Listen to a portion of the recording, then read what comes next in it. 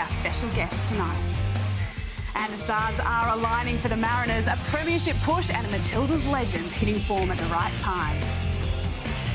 The Wanderers leave it to the last kick to stay on the top 6 trail. Hello, welcome to Dub Zone. I'm Niav Owens. Awesome to have you with us on this slightly later time on a Sunday night. Great to have your company and to be here once again alongside A-League's commentator Pellizzeri. Hello, Teo. Great to see you again, Niav. Good to see you too. Former Western Sydney Wanderers coach Catherin Cannuli. Hello, Knowles. Hello, Nevo. No other place I'd rather be. Always a pleasure, Knowles. And it's so nice to see Shea Connors, Sydney FC striker, here in the Dub Zone studio for the first time. Hello. Hi, thank you for having me. Do you know what else has been awesome? Seeing you back on the pitch. It has been a tough start to 2024 for you, mate. 20 minutes, 2 weeks ago? 40 minutes this weekend. How close are you to being fully fit again and back from that injury? I'm feeling so close. It's so great to be back with the girls. Talk us through that time out of the game, because you made the move south from Brisbane where you were pretty comfortable, you had mates, you had your support network there, and shortly after arriving in Sydney, you were out of the game for 2 months with an injury. Mentally, that must have been a really tough period. It definitely was a rough transition part at the beginning, breaking my foot, but it was difficult, but I'm happy to be back, and it was good to regroup and get through that time. Do you feel now, even getting that 40 minutes under your belt, that it's just like re-sparked that love for football? It definitely has. I think the time off the pitch made me really appreciate the game a bit more and really miss football and get really excited about each and every training and getting back to more minutes with the girls. We're loving seeing it. We're also loving seeing the Courtney Vine show in action at Leichhardt Oval in front of Knowles, a really great crowd. She was epic, but also Sydney FC killing Western United in those wide areas. They were exceptional last night. I think Sydney FC are getting to some really, really great form, and especially given the amount of players that they've got out at the moment on international duty. But Courtney Vine was too good last night, even without the ball. Her work ethic, her work rate was exceptional. Her goals, world-class last night. It's just great to see Courtney Vine back to playing her best style of football. And she did it with Tony Gustafsson there in the stands. We know that, Shea, because you ran into him in the tunnel after the game. How impressive was Courtney Vine, as Knowles said, both with and without the ball? Courtney was credible. I told her before she scored the goals even that it was one of her best performances all season. Her work rate was second to none, and she was tracking back, even in the midfield, and even helping out the fullback. She was all over the park the entire game, and then honestly the goals were just a bonus. Western didn't have any answers, Teo. They were pushing their fullback up high, trying to create that overload. But when it comes to Sydney FC, this is a team that Western United struggle against. And even when they've won 2 of their 6 games against Western United, the underlying numbers are terrible for them in the 6 head-to-head games they've played against Sydney FC. Goals per game output down 39% compared to against all other opponents in the rest of the league. XG created down 44%. And in terms of what they concede at the other end, both chances and goals, 53% worse. That is a huge deviation compared to how they go against the rest of the competition. Those are the numbers. Catherin, what's the reason, football-wise, that Western United stumble at the Sydney FC hurdle? I think one of the things that you've got to look at when you look at these stats, it's definitely got to be a mental thing when you're coming up against a team like the likes of Sydney FC, which have been so dominant in our league over so many years. I think also the way that Sydney FC press, they're so aggressive in their press, and sometimes that puts the opponent under a lot of pressure and they don't find any answers. Look into Western United last night, going forward, they didn't have much. They weren't very clinical in that front third, and they didn't just have anything going forward. Part of that has to be the fact that Chloe Lagazzo was missing, doesn't it? She has been so incredible for Western United this season. She was out injured for yesterday's game, and that meant that combination with Hannah Keane that has been prolific. Hannah looked a little lost without her mate there in the middle. Absolutely. Chloe Lagazzo was a massive loss for Western United yesterday. That partnership between Hannah and Chloe. When Hannah was getting the ball, there was no one supporting, no one getting underneath her. There was times where she was up there on her own, isolated. She was coming deep to come pick up the ball, left them with nobody up front. There was no outlet. It was difficult times, especially for the first half. I think Western United were lucky to go into the sheds at half-time 1-0 down. Shea, you went at Sydney last year, but Western United have had a very consistent squad season to season. Sydney FC, really a new-look team. Is there something about the match-up head-to-head that Sydney FC likes against Western United, or is it just that they haven't adjusted to Sydney FC's main strengths? I think it's more a Sydney FC mentality rather than us against Western, but I think that we're trying to do the same thing. Like, no matter the players on the pitch, it's the same goal. It makes the Premier's Plate race so interesting as well. Shea, we watched the game we're going to talk about in just a moment's time here in the green room together. City, very good against Newcastle, and it means we've got Western United on 35 points, City on 34, Sydney on 33 with a game in hand. How aware are you of how close that finals finish line actually is? We are very conscious of every point in the next coming games that we definitely need to collect, and the points that other teams might be taking off the other teams. Melbourne City, or the Newcastle Jets, in fact, did you absolutely no favours this afternoon because Melbourne City were all over them in the second half, Teo. Let's throw it back to the first half, though, because City thought they had the opening goal. It stood there on the scoreboard for some time. Where did the confusion happen? Well, Newcastle briefly argued that it's offside, but seemingly took the ball back to the middle to kick off and had conceded that the goal was going to stand for Kira Myers. But the central referee, Caitlin Williams, after quite a delay here, went over to the assistant referee. They had a discussion and decided that it was indeed offside. So this chance here, Serena Bolden thought perhaps was going for an equaliser, at least we did watching.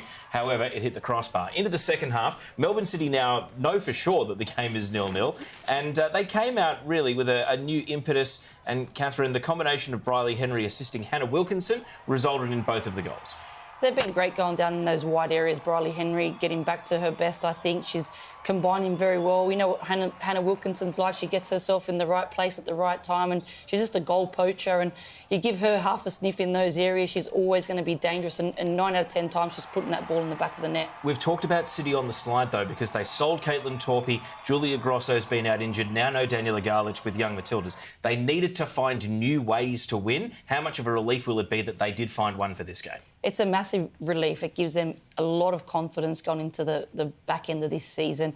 It was tough for them to lose Torpey and lose Prue. I know mentally the girls would have been struggling. They were in a great position at that point in the time, and they had to change things around. At the moment, no Grosso, no Garlich is away on international duty. That also hurts. So to be able to be missing 2 key players and also still get 3 points gives them a heap of confidence going forward. You mentioned that run home, Knowles. For the Newcastle Jets, Teo, they're holding on to that spot in the top 6 but the next few weeks is tricky for them. It is at Western United. To be fair, a game they won away in Ballarat last season, home against Melbourne Victory, and then they finish away to Adelaide. They're actually one of the few teams that's on schedule, doesn't have a game in hand. It's hard to believe the finish line is coming up so quickly that they've only got 3 games left to try and hold on to 6th place. Taya, you've been around women's football for a very, very long time. Have you ever seen the ladder as close as what we're seeing at the moment? Oh, we have a genuine 5-team race for top spot and then a genuine 5-team race for 6th place. It's been a great move to go to the top 6 this season, and we couldn't have asked for a better finish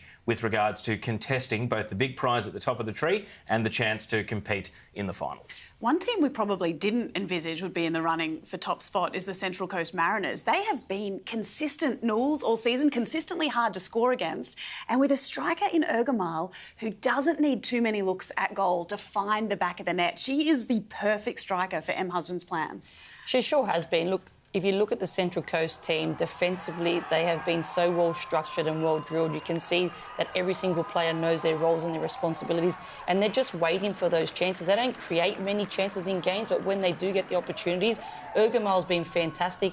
And now to bring in someone like the likes of Kai Simons back into the mix, we know that she has an eye for goal and has that quality to be able to put the Central Coast Mariners in a great position moving forward.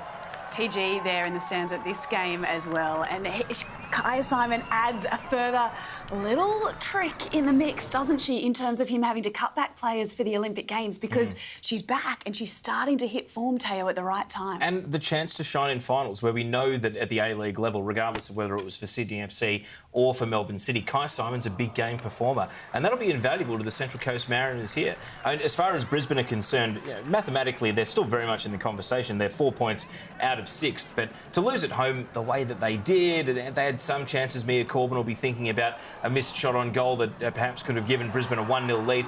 They'll be frustrated with this. And I mean, Shea, as a former Brisbane player, it's still a team that's quite close to your heart, I imagine. So tell us your thoughts on where the Roar are at and what they'll need in the run home to try and keep their season alive.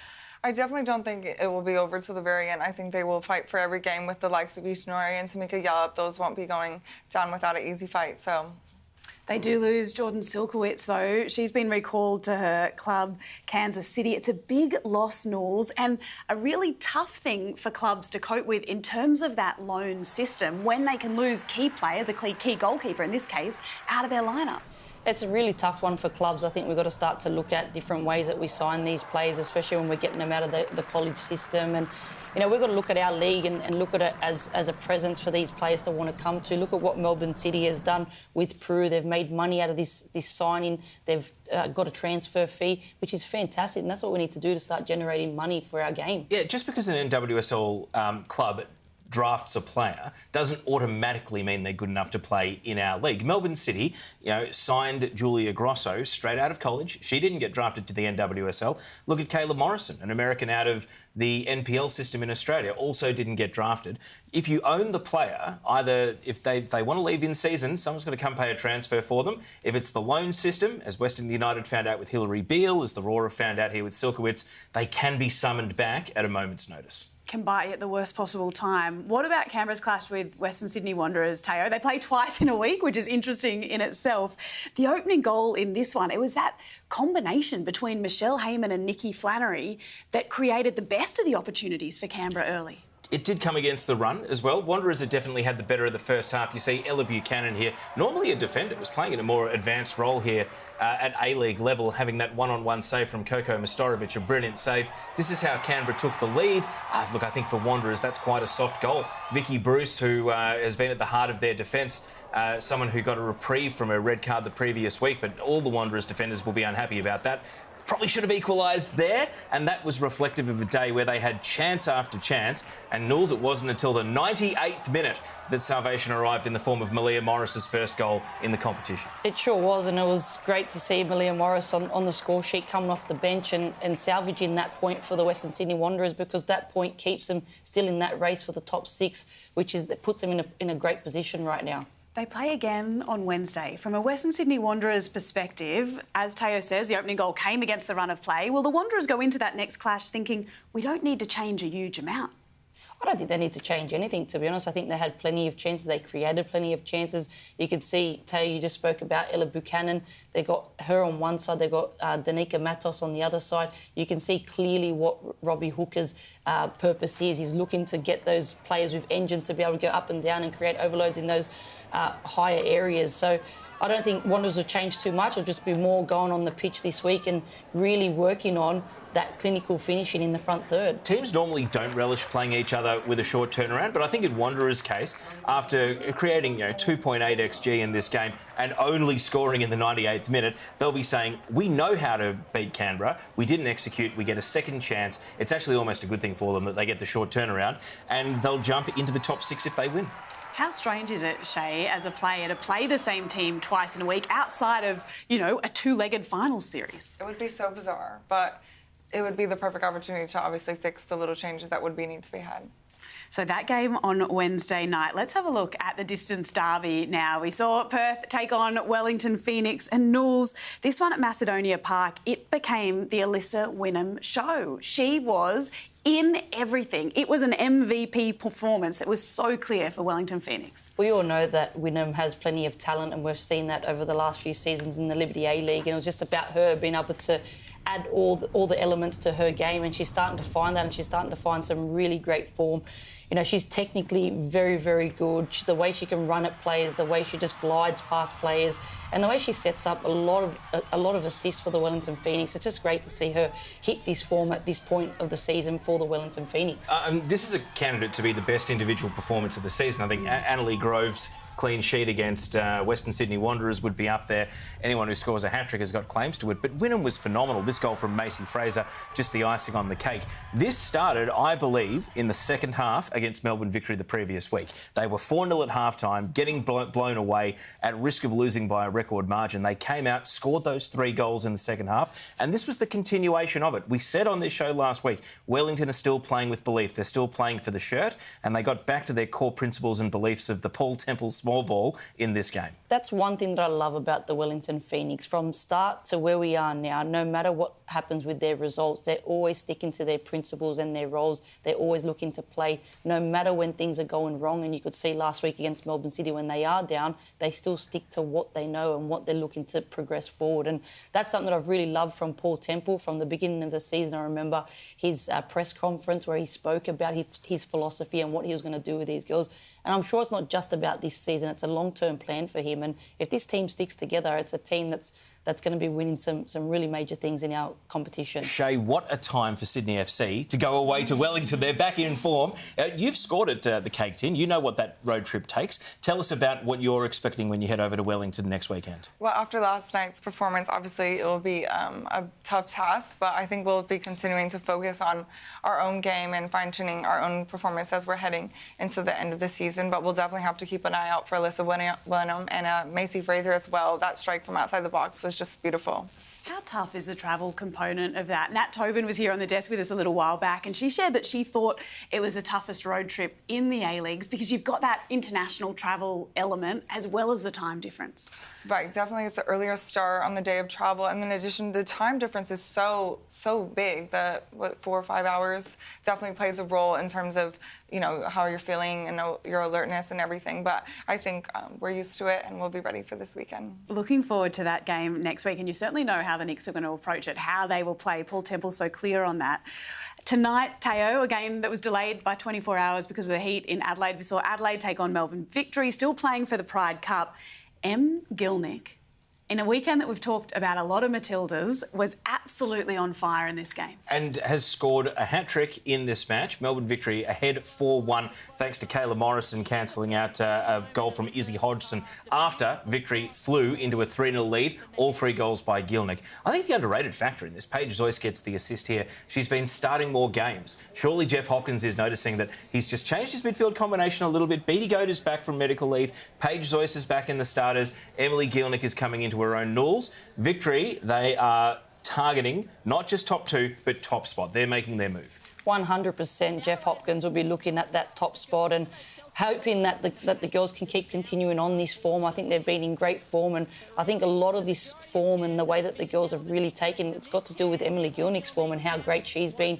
She's been a great presence on the pitch for the Victory. We've seen Chids do this for them last season, but this season Em has really stepped up on the field as a role model for the girls, not only just on the field but off the field. And she's just talking with those goals. And when you see a player score goals the way she's doing it and with that presence, it's making a massive difference for Victory. But it's also many hands make light work because Victory's midfield, you know, more spot fires to put out means less focus on Chidiac, and we see her playing such a key role building up to all of these goals. 100%. I think Chids as well, when she first came in, I think she felt a lot of pressure that she had to perform and she had to sort of carry the team, and you could see that it wasn't the normal Chids that we'd normally see. You'd see her dropping in really, really deep to go pick up the ball and not get herself in positions that she normally tends to get into, where you want someone like the likes of Chids to get up higher or to get on the ball and be able to combine with your front third. And I think now with Em taking a bit of that heat off her and scoring goals, I think that will allow the rest of the team to now just play their role that they need to play. It's always a big rivalry, the Big Blue. Sydney FC take on Melbourne Victory in the final round of the season. It feels like you're 2 of the form teams heading into the final series, and that'll be such a good barometer for the rest of us heading into the pointy end of the season. It definitely will be. It'll be interesting to see how the points shape up, to see how big that game will be in the end.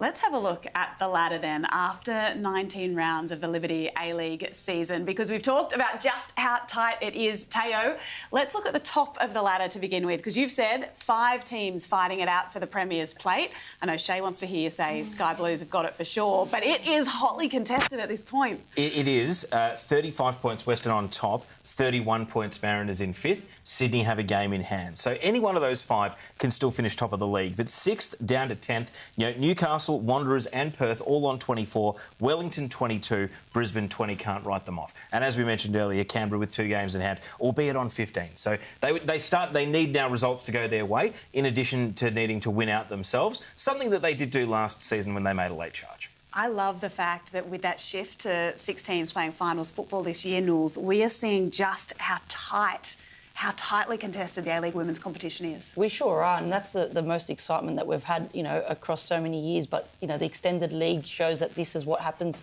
with this competition. But for me, as a fan as well, not only someone that's been involved in the game for a very long time, it's so exciting because you want to watch every game. And as a player, Shea, you would know if you are at that bottom end, you know that you still got something to play for. It actually changed the dynamics of your last 3 or 4 games in the season.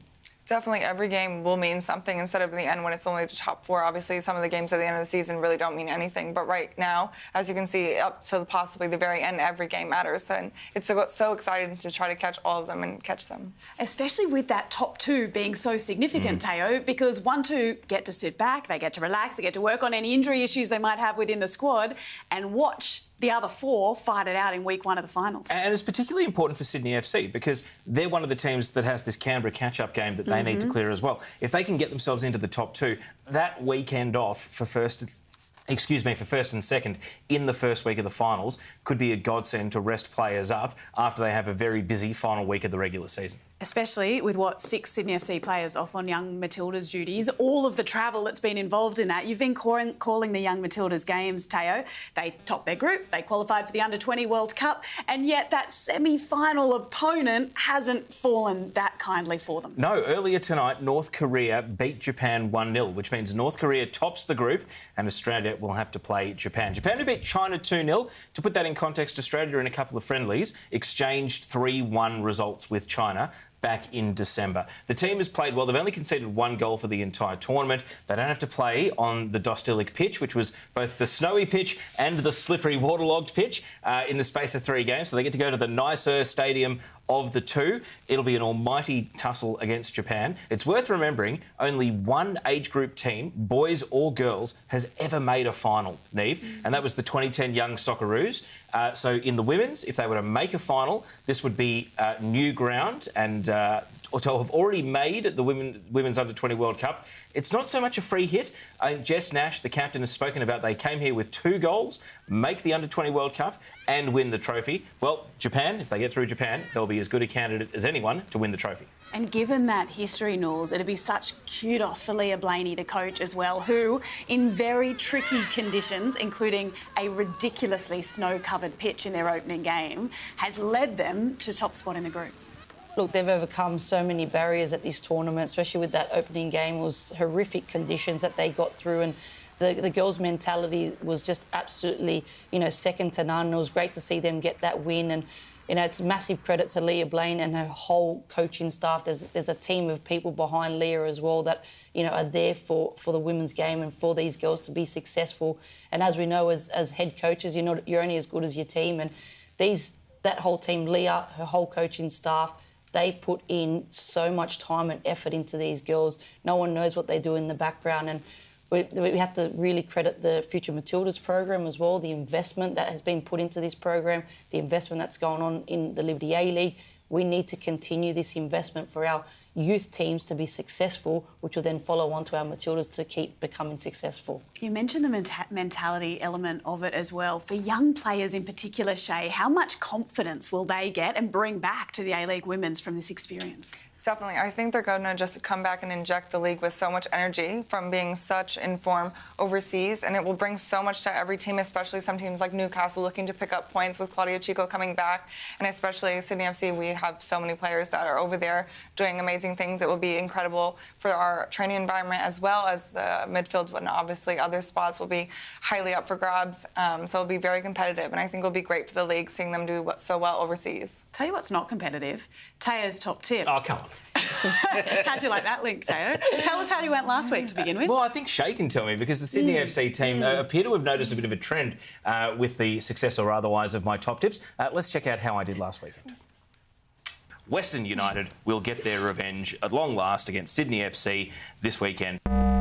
Western United, that's on you. That's on you, not on me. I believed in you, Western, and you let me down. Who are you going to put the mockers on this week?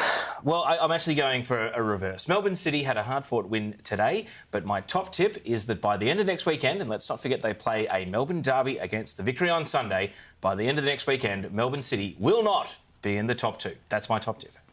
Melbourne City will be really happy to hear that. They'll be stoked. We're getting messages of thanks. They'll think it's a guaranteed top 2 spot, Teo. Thank you so much for your company tonight. My pleasure. Shea Connors, so good to see you. Thank you so much for having me. Catherin Cannuli, lovely to see you too. You too, Nevo. And a big congratulations from the whole Dub Zone team to Sydney FC legend Teresa Polias, a special member of the Dub Zone family as well. Little Ria has joined the football family this week. T, congrats, mate. We're so stoked for you. We can't wait to meet Ria very soon.